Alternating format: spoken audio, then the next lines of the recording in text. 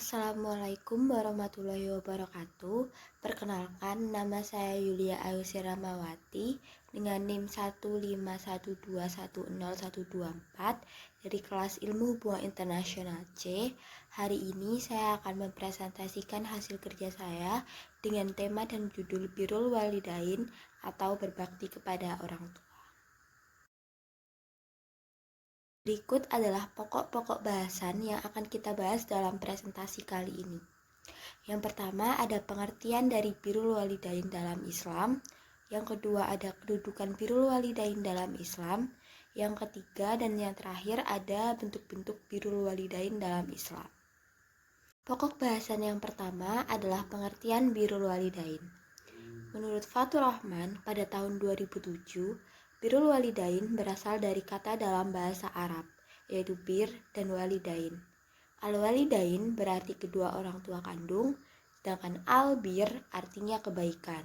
Maka dapat disimpulkan bahwa pengertian birrul walidain adalah sikap berbuat baik, menyayangi, memperhatikan, memperlakukan dengan lemah lembut, dan tidak melakukan hal buruk kepada kedua orang tua. Birrul walidain atau berbakti kepada orang tua, hukumnya adalah wajib, selain terhadap perkara yang haram dan apabila ditinggalkan akan mendapatkan dosa. Quran Surat Al-Isra ayat 23 yang artinya, dan Tuhanmu telah memerintahkan agar kamu jangan menyembah selain Dia, dan hendaklah berbuat baik kepada ibu bapak. Jika salah seorang di antara keduanya atau kedua-duanya sampai berusia lanjut dalam pemeliharaanmu, maka sekali-sekali janganlah engkau mengatakan kepada keduanya perkataan dan janganlah engkau membentak keduanya, dan ucapkanlah kepada keduanya perkataan yang baik. Allah mewajibkan setiap umatnya untuk berbakti kepada orang tua karena orang tua merupakan perantara hadirnya seorang anak di dunia. Kedua orang tua tanpa diperintah pun akan dengan ikhlas memberikan kasih sayang dan segala yang terbaik untuk anaknya. Oleh karena itu, sudah sepantasnya untuk seorang anak berbakti kepada kedua orang tua dengan lapang dada. Perintah untuk berbakti kepada kedua orang tua dapat dijadikan sebagai wujud syukur dan terima kasih kepada kedua orang tua yang telah merawat seorang anak dari dilahirkan. Menurut Al-Zawzi pada tahun 1993, sebanyak apapun kebaikan yang diberikan kepada seorang anak, ada keutamaan birrul walidain. Ada 5 keutamaan dari birrul walidain. Yang pertama, amal yang paling utama. Yang kedua, ridho Allah tergantung pada ridho orang tua. Yang ketiga, mengurangi kesulitan yang sedang dialami. Yang keempat, meluaskan pintu rezeki.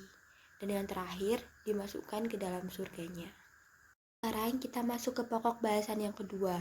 Pokok bahasan yang kedua adalah kedudukan birrul walidain dalam Islam. Birrul walidain memiliki kedudukan yang tinggi dan istimewa, yaitu ditempatkan langsung setelah perintah menyembah hanya kepada Allah Subhanahu wa Ta'ala.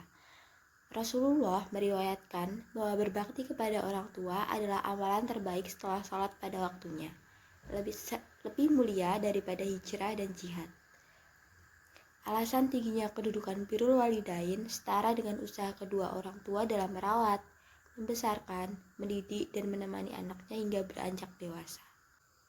Menurut Quran Surah Al-Baqarah ayat 83 yang artinya, dan ingatlah ketika kami mengambil janji dari Bani Israel, janganlah kamu menyembah selain Allah dan berbuat baiklah kepada kedua orang tua, kerabat, anak-anak, yatim, dan orang-orang miskin. Dan bertutur katalah yang baik kepada manusia, laksanakanlah salat dan tunaikanlah zakat. Pokok bahasan yang ketiga adalah bentuk-bentuk birrul walidain itu sendiri. Yang pertama ada memuliakan orang tua. Menghormati orang tua dan memperlakukannya dengan sopan merupakan kewajiban bagi anak. Sebagai orang yang telah melahirkan dan merawat seorang anak, orang tua seharusnya diperlakukan secara lemah lembut dan penuh perhatian. Perintah untuk memperlakukan orang tua dengan hormat telah diriwayatkan oleh Rasulullah melalui hadisnya. Satu perilaku memuliakan orang tua, yakni dengan menjaga segala ucapan kita.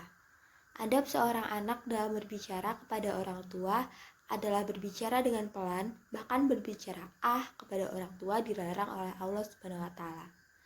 Oleh karena itu, seorang anak harus selalu berhati-hati dalam berbicara dan bersikap kepada orang tuanya, sebagaimana karakteristik utama umat Islam.